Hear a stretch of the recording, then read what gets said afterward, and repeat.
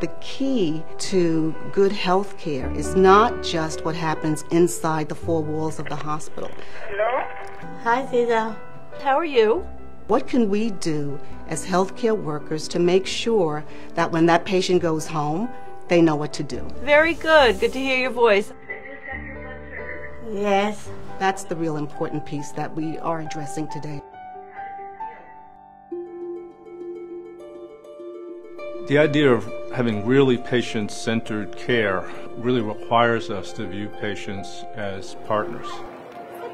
Baby boy, cute. Look at that. Getting patients directly involved, it just means you have one more set of eyes and one more person who's looking out for the safety of that patient. Hi, my name's Rena. Would it be okay if I showed you the activity about how to give medicine to your child and got your opinion on it? Sure. This is a program for people who don't understand English very well. HHC came out of the HELP Project, and it's a pictogram-based medicine instruction sheet that's specific to the child and the family. And we use pictures with very simple instructions that are in English and Spanish to help parents get that information. Where to store it, how many times a day to give it, where to call if you have questions. He's too into the book. Oh, I like the book. When I went to the pharmacy, the prescription, all of the it's in English. Because some people don't know, they don't speak and they don't understand too much English, like me. As one teaspoon. We use specially trained volunteers or staff who are bilingual to sit down and have a conversation with parents. The medicine, and I read the name. We try to start with what information the parent has and build on that knowledge. Our real goal is to empower them, and we think that learning is best done when it's a collaborative sort of learning. The other part of HELPICS is a tracking sheet, so the parents can check off every time they give a dose of medicine. And it has a pictogram that's called our dosing pictogram, and it shows exactly how much medicine they give, and that tangible tool can be taken home and used by the parent. Ayuda mucho porque es mi primer bebé y yo no tenía idea sobre cómo darle una medicina a un bebé o qué medicina darle, qué medicamento darle para que el niño deje de llorar o se sienta mejor, que esté siempre sonriente como siempre está.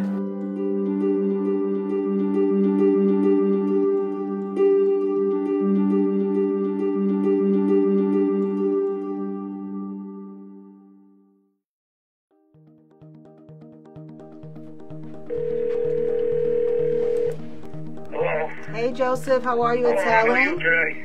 I'm doing good. How are you? Okay, I might feel better now.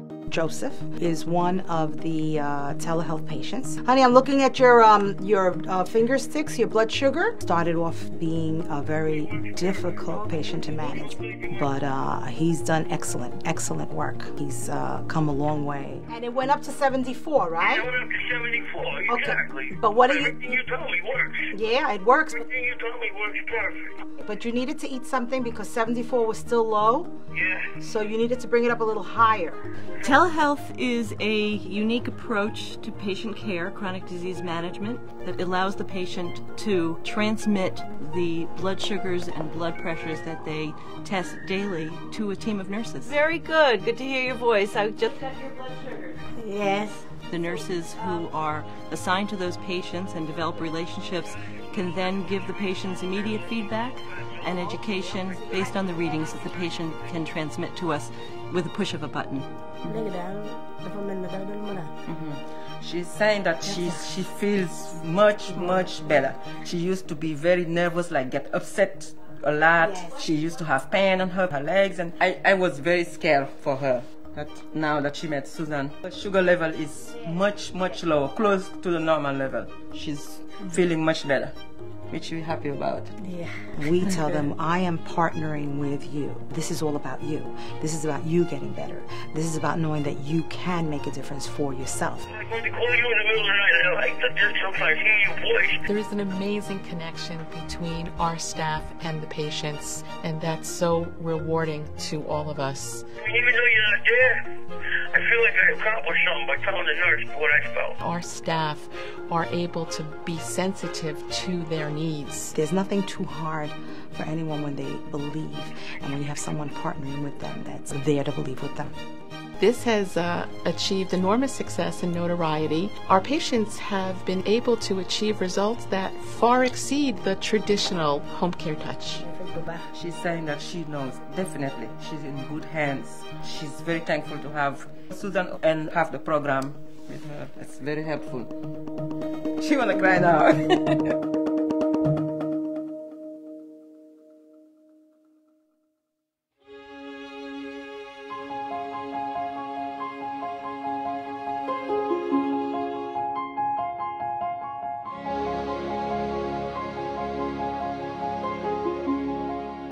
Part of the challenge in creating a culture of patient safety is also getting away from the notion that everything related to quality and to medical errors has to be kept as a secret. Patients to know what happened to them when they're in the hospital, so we should be fully transparent with them about the procedures that they have, about the medications that we are giving them. By communicating with patients, by engaging people to participate in their care, you are certainly creating safety. And the doctors have just been so informative that it took away my apprehension, a lot of the fear that I had. They should also know that they have access to information about us. So, for example, patients have the right to know if our hospital has a high infection rate, or if our hospital has a history of areas where we may have harmed patients in the past. You know, one of the things we're doing is we're posting on our public website a lot of the data that reflects the quality of our care and how safe our care is. It is compelling to see this data and to realize that while you might not know which patient didn't get that hospital-acquired central line infection, when you see the overall infection rate come down by 65% in 3 years, you know that patient lives have been saved.